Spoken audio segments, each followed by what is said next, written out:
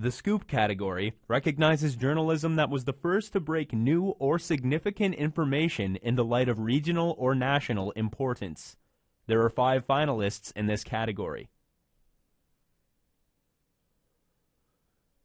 From APTN National News, Willow Fiddler's entry titled Police Admit Racism.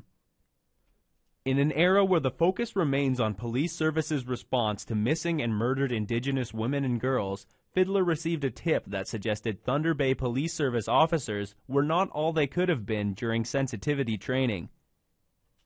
The facilitator shared her reaction to a recent training session where officers were behaving more like unrepentant teenagers than those interested in listening and learning. When a complaint about this hit the airwaves, everyone gets into the mix, leading to an investigation into an officer's Facebook comments. Natives are killing natives and it's the white man's fault. Natives are drunk on the street and it's white man's fault.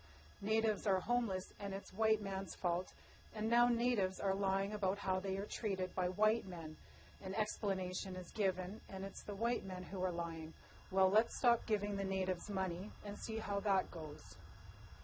APTN brought the comment to the attention of the Thunder Bay Police Force late yesterday, saying they will investigate. They responded with a statement that reads in part, a number of specific comments posted on September 17 and 18, 2016 are now the subject of a Police Services Act investigation by the Thunder Bay Police Services Professional Standards Unit. It is alleged that these comments had the involvement of members of the Thunder Bay Police Service. These types of comments are not acceptable. They do not reflect the values of the Thunder Bay Police Service. We would like to apologize to our Indigenous community for the hurt these comments may cause.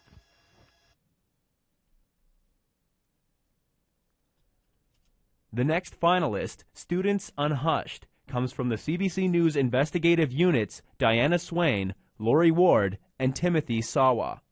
It just made me feel like they were protecting him completely.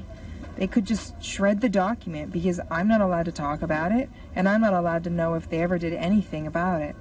Brock's president believes the policy needs to be changed, that the former student should be told if the professor is disciplined, but he doesn't think anyone else needs to know. It is about dealing with our obligation to keep personnel records confidential, and as of yet, I don't know how we would be able to get around that. A visit to a professor's office at Brock University in St. Catharines, Ontario, turned sour for one woman who alleged her professor plied her with alcohol and attempted to force himself onto her sexually. She complained about the conduct to the university, and then, when she was told she could not learn of whether the professor had been disciplined, she contacted the CBC. What this entry shows is the information these journalists uncovered, that a faculty member's privacy is protected in such investigations, and any complainant is asked to respect that policy.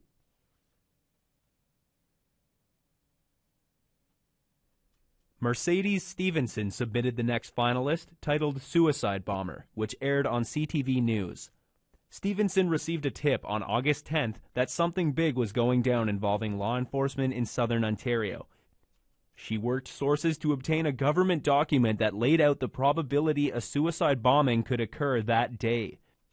As she kept pinging sources, Stevenson was able to get the city, Strathroy, and pass along to a CTV affiliate crew in the area to stay in that area. CTV News obtained an internal government intelligence memo, putting authorities around the country on alert, warning of an impending suicide bombing. There may be a terrorist attack carried out today by a lone suspect in a Canadian city. Suicide detonation of an improvised explosive device in a time and place that would cause mass casualties. The report warns that rush hour traffic, public gatherings, and airports could all be targeted. In the document, a photo of Aaron Driver, who first came to the attention of CSIS when he tweeted support for ISIS. The result was exclusive information no other media outlet had about what happened that day, as it was happening, along with exclusive footage of the police's takedown of the suspect. The Canadian Press' Colin Perkle submitted the next entry, titled Canada Plunging into an Elevator Crisis.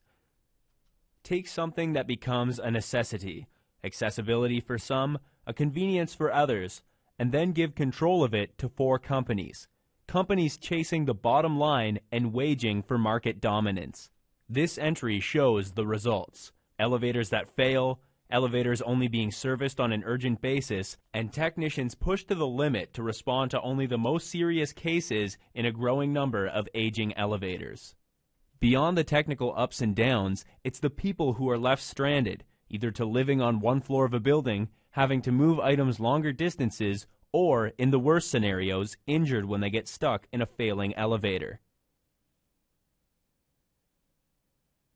The final submission in this category is the Globe and Mail's Joe Friesen, with an entry titled, "The Night Colton Boushie Died, What Family and Police Files Say About His Last Day and What Came After." In a story receiving reams of media attention, Friesen was able to get a copy of a court document and information to obtain a warrant or ITO that laid out what police believed happened when Colton Boushie was shot in the head and the information gathered in the early stages of the investigation. Friesen was also able to gain better access to the Boushie family, who shared details about their family member and their recollection of a trying, tragic day.